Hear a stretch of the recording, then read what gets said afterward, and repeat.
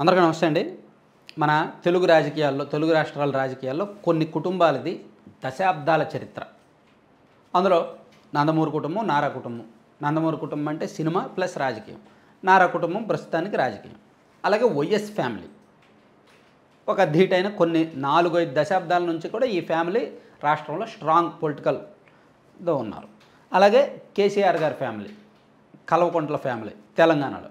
So KCR గారు, ఆయన మేనల్లుళ్ళు, ఆయన అల్లుళ్ళు అండ్ ఆయన కుమారుడు, ఆయన కుమార్తె అందరూ కూడా గడిచిన 20-25 ఏళ్ల నుంచి కూడా తెలంగాణ రాజకీయాలను శాసిస్తున్నారు. సో ప్రత్యేక తెలంగాణ సాధించుకోవడంలో సఫలీకృతమయ్యారు, ఉద్యమంలో సఫలీకృతమయ్యారు. తెలంగాణకు ముఖ్యమంత్రిగా కేసీఆర్ గారు 9.5 ఏళ్ళు 10 ఏళ్ళ వరకు పనిచేశారు.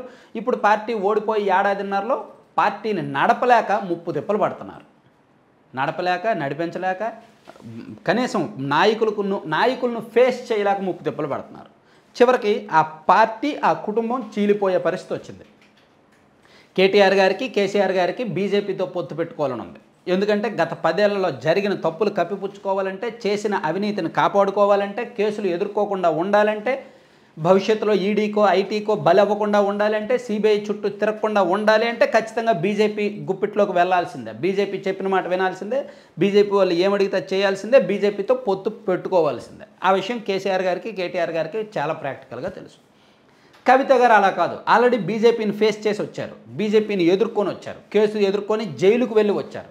కాబట్టి ఇంకా తనకు పోయేదేమీ లేదు. అవసరమైతే మళ్ళీ జైలుకు వెళ్తే వెళ్తారంతే. ఆల్రెడీ ఒకసారి జైలుకి వెళ్ళి వచ్చాక ఇంకా 10 సార్లు వెళ్ళడానికైనా సిద్ధమే. సో ఆమెకు బీజేపీ వాళ్ళంటే పడదు, బీజేపీ భావజాలం నచ్చలేదు, తనను వేధించారు కాబట్టి.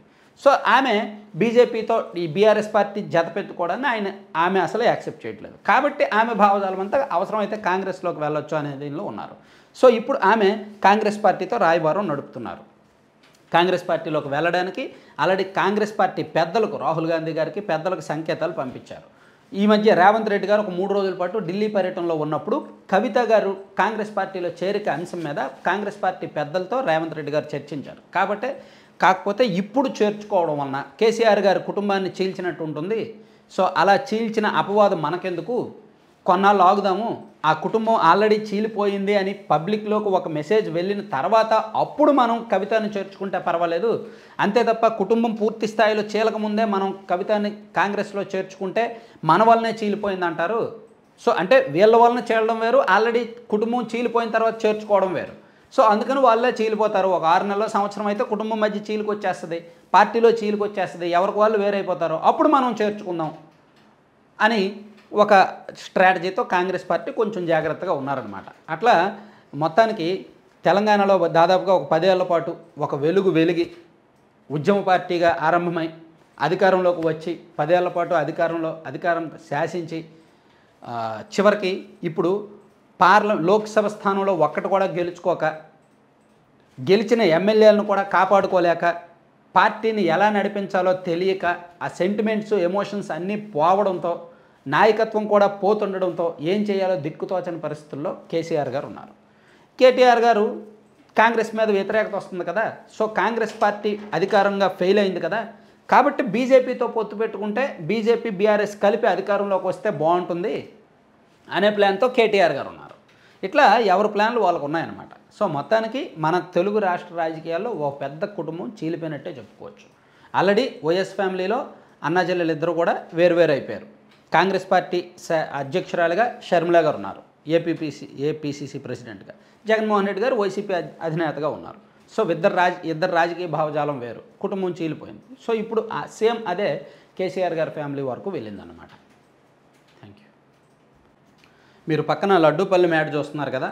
సో అంటే రాగి, సజ్జ, జొన్న, కొర్రలు ఇట్లా మల్టీ మిల్లెట్స్తో పాటు రకరకాల డ్రై ఫ్రూట్స్, ఈ ఐటమ్స్తో స్వీట్లు అంటే లడ్డూలు తయారు చేస్తున్నారు ప్యూర్లీ ఆర్గానిక్ వేలో. అలాగే కొన్ని హాట్ స్నాక్స్ కూడా, మురుకులు, జంతికలు లాంటివి, రిబ్బన్స్ లాంటివి అవి కూడా చేస్తున్నారు. అవి కూడా ఆర్డర్ అవ్వచ్చు. ప్లస్ పిల్లలకు బలమైన protein powder and dates powder లాంటివి, ఇట్లాంటివి కూడా అంటే వీట్ స్ప్రౌట్స్తో చేసిన పౌడరు, ఇవి కూడా కొంచెం డిఫరెంట్గా ప్రయత్నిస్తున్నారనమాట. పూర్తిగా హెల్దీ స్నాక్స్, హెల్దీ పౌడర్స్ పిల్లలకు పాలల్లో కలిపివచ్చు. సో ఆ 3 చూడండి, వీలైతే ఆర్డర్ ఇవ్వండి.